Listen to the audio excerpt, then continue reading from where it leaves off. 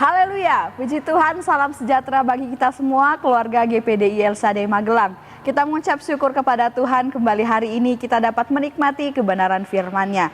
Puji Tuhan, renungan firman Tuhan kita hari ini terdapat di dalam kitab Roma 15 ayat 1 sampai ayat yang kedua.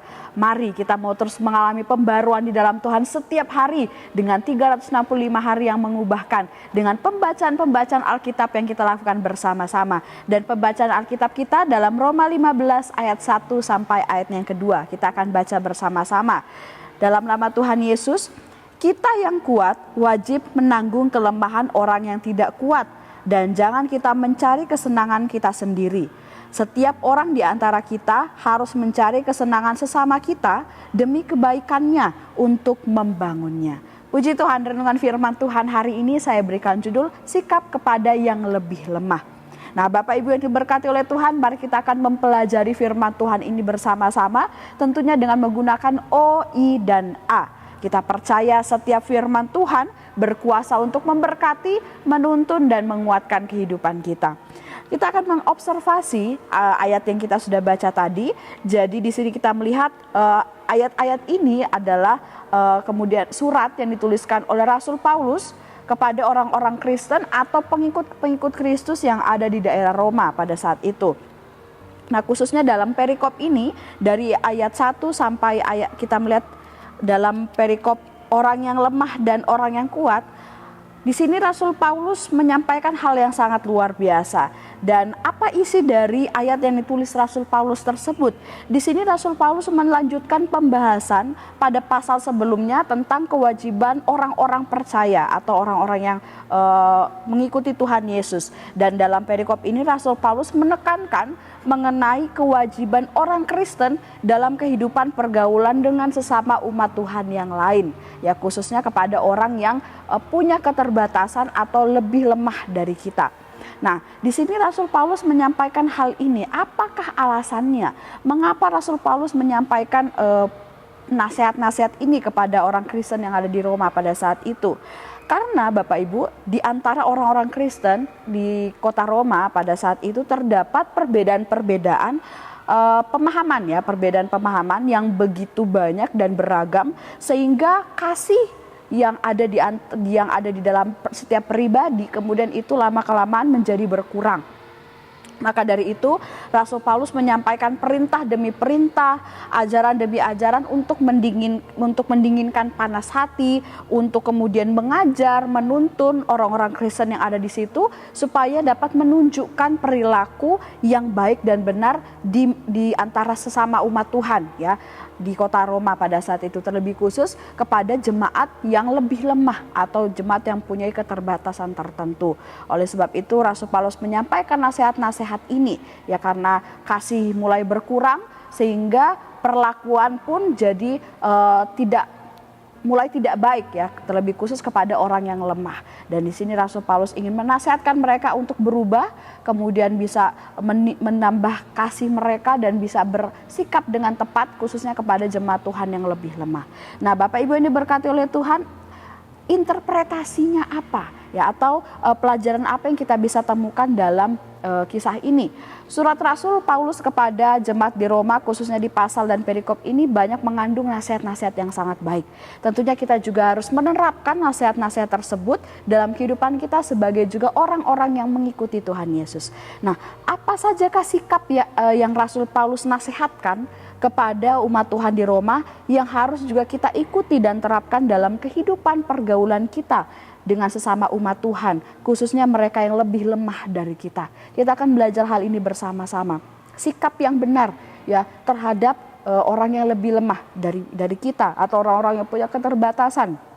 Kita belajar di sini ayat yang pertama, yaitu menanggung kelemahan orang yang tidak kuat. Nah, itu sikap yang pertama, menanggung kelemahan orang yang tidak kuat. Ya, Bapak Ibu yang diberkati oleh Tuhan, kita semua ini mempunyai kelemahan-kelemahan kita ya, berbeda-beda tentunya. Tetapi ada juga sesama kita yang ternyata punya kelemahan yang lebih dari kita, punya keterbatasan yang lebih dari kita. Contohnya, ada yang sedang menderita sakit penyakit. Ya, penyakitnya mungkin ada yang skalanya sudah sangat berat, atau orang yang sudah sakit dan sudah sangat lama waktunya dan pulih sempurna dari sakitnya. Ya, kita dalam keadaan yang sehat misalkan, ada orang yang lebih lemah dari kita, orang yang sakit ya. Ada juga orang atau sesama kita yang memiliki keterbatasan ekonomi, memiliki keterbatasan dalam kemampuan untuk berpikir atau mengelola informasi, atau juga sesama kita yang memiliki keterbatasan pengetahuan dan juga keterampilan. Ya, itu ada orang-orang di sekitar kita yang demikian, dan firman Tuhan mengajarkan kepada kita, jika ada orang-orang yang lebih lemah dari kita, contohnya seperti yang tadi, kita harus menanggung kelemahan orang yang tidak kuat tersebut. Ya, ayat 1, kita yang kuat wajib menanggung kelemahan orang yang tidak kuat, dan jangan kita mencari kesenangan kita sendiri. Kita harus menanggung kelemahan orang yang tidak kuat. Nah, beberapa sikap atau respon yang tepat ya, yang kita bisa tunjukkan kepada orang-orang yang lebih lemah dari kita. Yang pertama adalah jangan menginjak-injak atau merendahkan mereka, apalagi sampai mengabaikan mereka. Tetapi yang harus kita lakukan adalah beri perhatian yang lebih, kemudian rangkul mereka, pedulikan mereka, ya, berikan penghiburan, dorongan semangat, nasihat yang menguatkan, doakan mereka, atau ada hal-hal yang bisa kita lakukan untuk membantu mereka, kita lakukan bagi mereka. Jangan sampai justru kita menyudutkan mereka, merendahkan mereka. Kemudian sikap yang kedua yaitu bersabar menghadapi kelemahan mereka. Bersabar melalui sikap kasih, kepedulian dan perhatian yang kita beri bagi mereka. Ya, dalam bersabar itu kita harus sadari bahwa sesama kita yang lemah itu tidak bisa menghindari kelemahan yang Tuhan izinkan ada dalam diri mereka. Jadi kita harus bersabar, ya.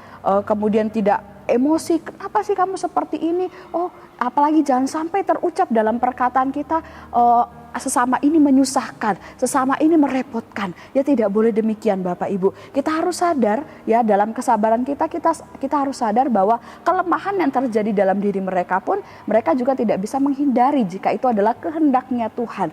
Jadi jika Tuhan yang sudah berkehendak, yaitu yang akan terjadi dalam kehidupan mereka. Oleh sebab itu kita harus menanggung kelemahan mereka dengan kita berbela rasa terhadap mereka, memberi perhatian terhadap mereka, dan membantu menguatkan mereka. Kalau ada sesama kita yang punya kondisi tubuh yang lemah, ya, kita membantu mereka. Jika ada aktivitas fisik, ya kita harus bersabar. Oh, berarti kita yang harus membantu mereka. Jangan kita bekerja sendiri meninggalkan mereka gitu. Padahal mereka juga perlu bantuan atau hal-hal yang lain, misalkan dalam pengetahuan, ya, kemudian kita bisa memberitahu informasi yang kita ketahui kepada mereka, ya, bersabar dengan keadaan mereka.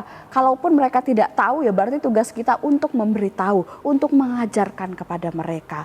Nah, inilah yang dinamakan menanggung kelemahan orang yang tidak kuat. Ya, dengan kita memberikan respon, jangan menginjak-injak mereka, jangan merendahkan mereka, dan kita bersabar, ya, menghadapi kelemahan mereka. Itulah yang dimaksud dengan menanggung kelemahan orang yang tidak kuat.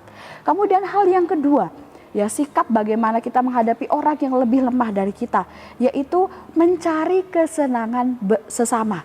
Ayat 1 sampai ayat yang kedua tadi mengatakan kita yang kuat wajib menanggung kelemahan orang yang tidak kuat, dan jangan kita mencari kesenangan kita sendiri. Setiap orang di antara kita harus mencari kesenangan sesama kita demi kebaikannya untuk membangunnya. Nah, kita juga dapat mengartikan mencari kesenangan ini dengan mementingkan atau memikirkan atau mengutamakan kepentingan bersama, ya, dengan tujuan untuk kebaikan bersama juga, dan supaya bisa saling membangun, saling membantu satu sama lain dalam perbuatan yang baik tentunya. 1 Korintus 10 ayat 24 berkata demikian, jangan seorang pun yang mencari keuntungannya sendiri, tetapi hendaklah tiap-tiap orang mencari keuntungan orang lain. Kemudian Filipi 2 ayat 3 saya akan bacakan dalam terjemahan sederhana Indonesia. Apapun yang kamu lakukan, janganlah mementingkan kepentinganmu sendiri atau menonjolkan diri. Utamakanlah kepentingan setiap saudara seiman lebih daripada kepentinganmu sendiri, dan tetaplah rendah hati. Ini pesan Tuhan yang sangat luar biasa bagi kita semua. Dan untuk mewujudkan hal ini, tentunya kita harus memiliki kerendahan hati dan penguasaan diri yang sangat besar, supaya kita tidak memiliki kecenderungan untuk mementingkan diri kita sendiri atau mencari kesenangan pribadi. Dan kerendahan hati ini sangat kita perlukan Bapak Ibu, ya. Penguasaan diri juga sangat kita perlukan, dan untuk bisa memiliki kerendahan hati dan penguasaan diri itu kita bisa memilikinya melalui kuasa Roh Kudus. Roh Kudus yang memenuhi dan bekerja di dalam diri kita. Dialah yang akan membangkitkan penguasaan diri. Dialah yang akan membangkitkan kerendahan hati di dalam setiap pribadi kita, sehingga kita bisa menjadi pribadi yang mengutamakan juga kepentingan orang lain, mengutamakan kepentingan bersama, tidak egois ya, tidak mencari keuntungan diri kita sendiri saja. Nah, itulah pelajaran kita bisa terima dari pasal ini atau perikop ini.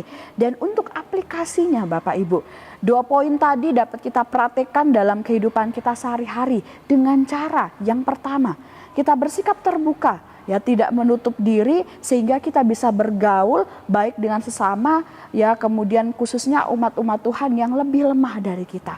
Kalau kita tidak mau membuka diri kita, tidak mau bergaul dengan sesama, apalagi orang-orang yang membutuhkan, orang-orang yang lebih lemah, tentunya kita tidak akan bisa menjadi pribadi yang menanggung kelemahan orang yang tidak kuat. Kita tidak bisa menjadi pribadi yang mencari kesenangan atau kepentingan bersama. Tetapi justru kita akan menjadi pribadi yang egois, pendiam, kurang pergaulan, dan sebagainya. Oleh sebab itu Bapak Ibu yang diberkati oleh Tuhan, mari kita mau menjadi pribadi yang bersikap benar, khususnya kepada orang yang lebih lemah dari kita.